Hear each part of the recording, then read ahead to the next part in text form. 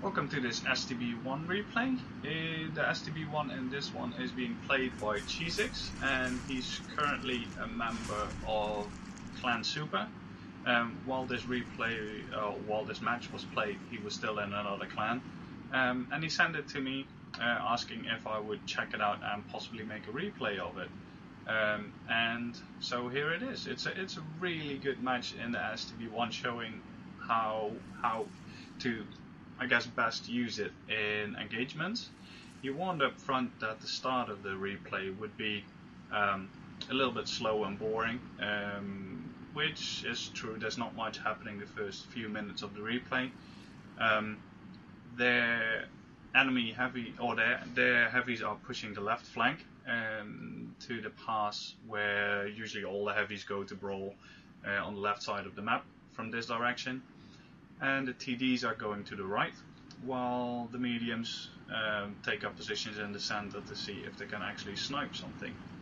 I myself have only played the STB-1 on the test server, because on the live server I'm only up to the Type 61, which I must say I really like, but the teams I'm getting with it are not that nice.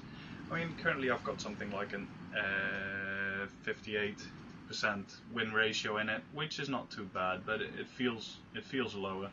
I have to sort of get used to it. It plays slightly different than the STA-1. The main difference being that the STA-1 was a lot lower profile and didn't have the huge cupola on the top. But Cheezix already told me that the STB-1 plays a lot like the Type 61, but the advantage that the STB-1 has is that the turret is a lot more bouncy because it's so flat and nicely rounded. So when you make use of the gun depression, there's a good chance that you'll bounce a lot of shots off your turret. Also compared to for instance, the Leopard 1, which basically if it gets shot by anything, it will be penetrated, because the turret is really round and high in comparison, so it's a really nice shell trap. So after not much happening in the center, Cheezix here moves up, and it's just too late to put shots into the Conqueror. But this Yak Tiger is giving his broadside to everyone, so some free damage here, and the Yak Tiger is taken out. So as we can see at the moment, the scores are 2-2, so they're even. I mean, not good, not bad. It's just a nice start to the match. Our team misses them, and now they take a position on this ridgeline. Again, trying to make use of the gun depression that the STB-1 has, which is its main advantage. And the bad shot shows up. And this is one of the things that's annoying about the STB-1, is the gun is very troll. Accuracy wise, it tends to miss a lot. It's sort of infamous for that. And here he does the right thing, which is to track the bad shot. If the bad shot would have come down that hill, he probably would have died. And as you could see earlier, a Borsig also slammed a 152mm shot into him while he was engaging the Tiger, so he lost about 1,000 health, which is obviously annoying, because it limits your possibilities, because you don't have enough HP to do tanking or to trade health for damage. So it means that he has to be slightly more careful now. So sticking to cover. That Borsig is still on the side there, and Cheezix is just taking cover behind this rock to see what's going to happen, but he gets spotted, and it turns out to be the E50M, which is making use of the fallen tree there to provide camo. Shot on the front of the turret of the E50M dings. Normally you can shoot the front of the E50M turret pretty well, because it's only 180 armor, so pretty much any tier 10 gun will just go straight through it. It's also a good tip if one is side scraping against you, just shoot it in the turret. unfortunately the left flank heavy side has fallen, and Cheezix's team is rapidly running out of tanks. It's currently 6 versus a lot, basically, so not really good. Puts a snapshot in, and that seemed to fly true, so it might have actually hit the Borsig. At least it went to the center of the aiming circle, which is good, but Cheezix is relocating to this little ridge line here to see what he can do about the heavies on the left flank. And there we go, IS-3 becomes visible. Put a nice shot in and pull back, but he's not spotted, so that's good. VK comes up, and Cheezix is just delayed to put a shot into his side. And since the VK-4502 has been buffed, it's one of the strongest armored tanks in the game. Arguably, it's just as strong as the mouse at the moment, because the weak spots are really tiny, and the armor is just overall really good. So Cheezix is switching to heat here, but luckily his friend takes out the VK, which is good. He switches back to regular APCR to engage the IS-3, which shows a really nice awareness as well of shells, because normally a lot of people would have just fired that heat shell into the enemy tank and then switched to the regular shells, and the bad shot comes back again. Cheezix is just delayed to put a shot into him, and he retreats, but the T-44 comes charging across the open, and Cheezix takes him out. So now it's just the IS-3 and the E-100 left on this side. Carefully pokes, and the RT takes out the IS-3, so now it's just the E-100, and his platoon mate in the STB-1 is going after the Batchat and the E-50M. E-100, while he's a good player, he's got something like 2,100 WN8, decides to climb the ridge without having any gun depression, so yeah, not a strong tactic. He spots Cheezix, shoots into the ground, luckily for Cheezix, and Cheezix doesn't track him, unfortunately. So he knows he has the reload on the E-100, so he puts a nice shot into the lower front plate and retreats. And RT smacks a shell into the side of the E-100 for a lot of damage. Which is funny, because the shells seem to come from the left, but yeah, it might just be the view. E-50M pokes the ridge with the side exposed, so gets taken out. So not too strong play, and the ISU just barely misses Cheezix. He's really lucky there, and the Borsig misses him as well. He puts a nice shot into the ISU and retreats back over the ridge line.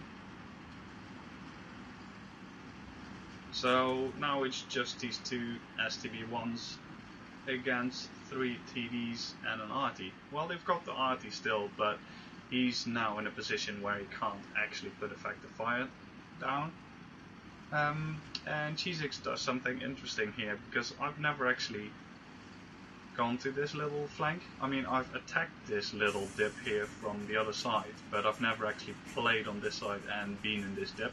But it looks like a really nice spot, because you can get pretty much to the other side of the map without being spotted, because they put a lot of nice little ridge lines there. So his friend is staying in the center, while Cheezix is moving to the RT to back him up, because there's 2 TDs on this side of the map, and the ISU is on the left.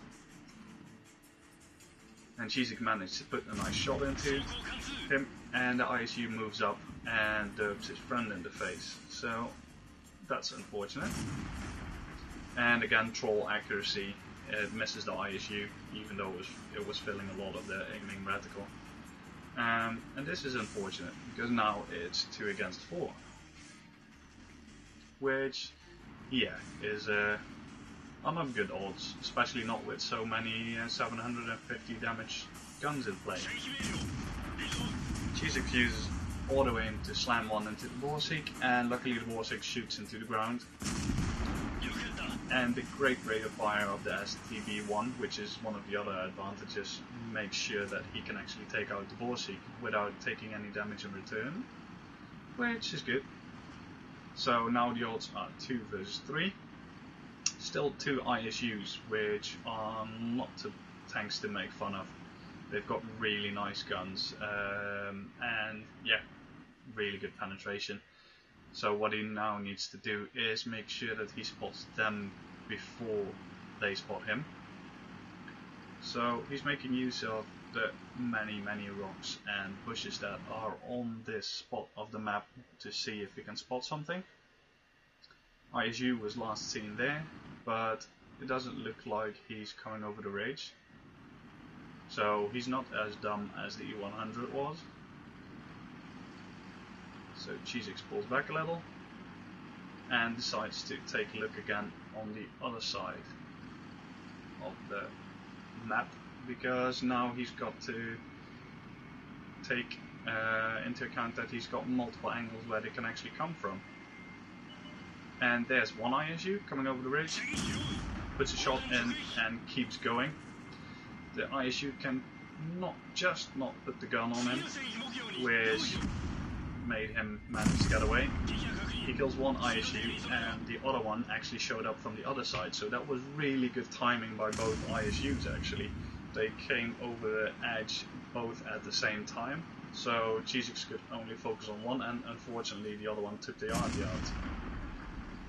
So troll accuracy again, shot goes into the front, into the ground in front of the ISU, and Cheezix decides to get out of there again, because a frontal engagement with an ISU is not really what you want.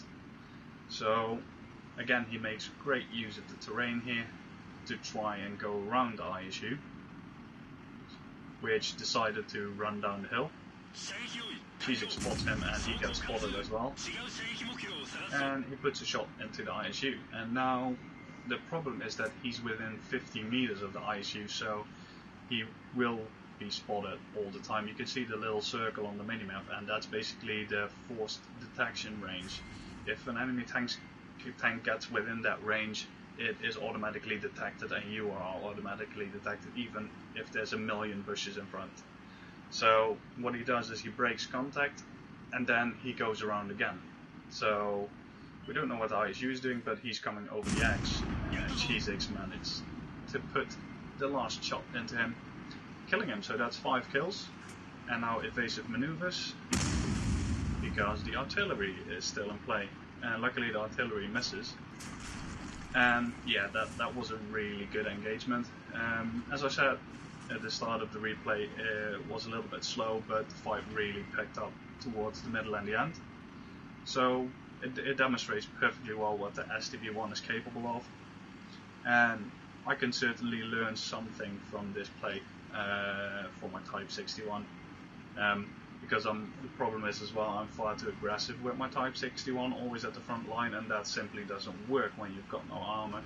So I guess that's also why I don't really like the Leopard prototype, but it's more my playing style than the actual tank, because both tanks are really great. And the Friendly Ice 3 notes that there is not much time left.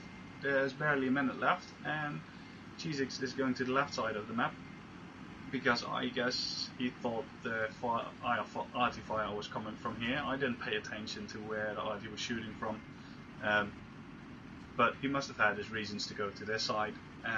Just looking for him, but it's 45 seconds on the clock now, and it's cutting it really close at the moment.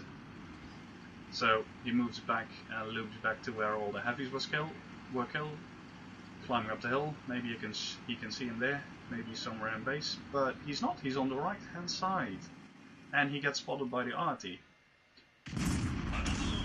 But luckily the arty does a clutch shot and doesn't miraculously hit, so Cheezix is able to take him out. So that is an ace tanker badge in the STB-1, coupled with a Topgun and a high caliber. So I hope you liked the replay. I certainly did. If you did, please rate it and possibly subscribe to the channel, and see you next time.